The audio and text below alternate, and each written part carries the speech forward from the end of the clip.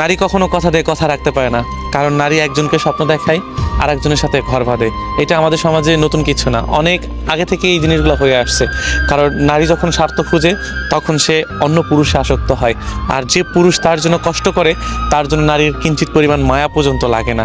এটা আমাদের সমাজে হয়তোবা অনেক আগে থেকে এই জিনিসগুলো হয়ে আসছে, কিন্তু আসলে এটাই সত্য যে আমরা যতই ভালোবাসার পিছনে ছুটি না কেন, পুরুষ ভালোবাসা মানুষের জন্য যতই কষ্ট করুক না কেন, যদি ওই নারী স্বার্থপর হয় তাহলে ওই পুরুষ ওই নারীকে কোনো দিনও পাবে না।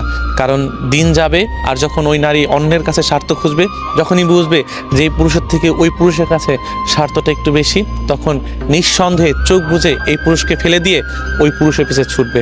এটাই নারী। কারণ নারী কথা দিয়ে কথা খেলাপ অনেকবারই করেছে। কারণ নারী কথার পিছে ছোটে না, নারী শুধু তার স্বার্থের পিছে ছোটে। হয়তোবা এটা দেখলে অনেক মানুষ বলতে পারে যে নারী, সব নারী এক না। আমি আসলে সব নারীকেও বলতে চাচ্ছি না, কিন্তু অধিকাংশ নারী এই জিনিসটাই ঘটে। এই প্রেমিকার নাম্বার থাকলে এখনই ডিলিট কর, ব্ল্যাক লিস্টে ফেলা। কথা কয় না কেন? তাহলে বুঝবো তোমরা ঠিক আছো। যুবক ভালো হ্যাঁ কথা কয় না কেন? তুমি যার লাগিয়া এমবি ভরো তার তো বাটন ফোন, তুমি যার লাগিয়া এমবি ভরো তার তো বাটন ফোন। ওরে কেমন করে বুঝবে রে সে, কেমন করে বুঝবে রে সে ডিজিটাল।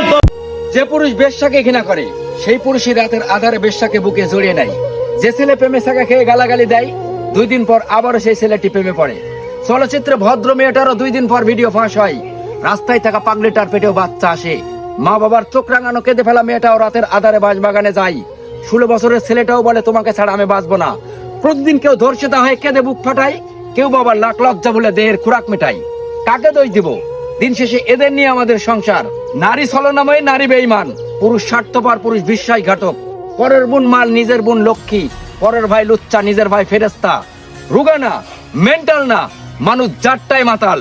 তাই দৃষ্টিভঙ্গি চেঞ্জ করেন, জীবন পাল্টে যাবে।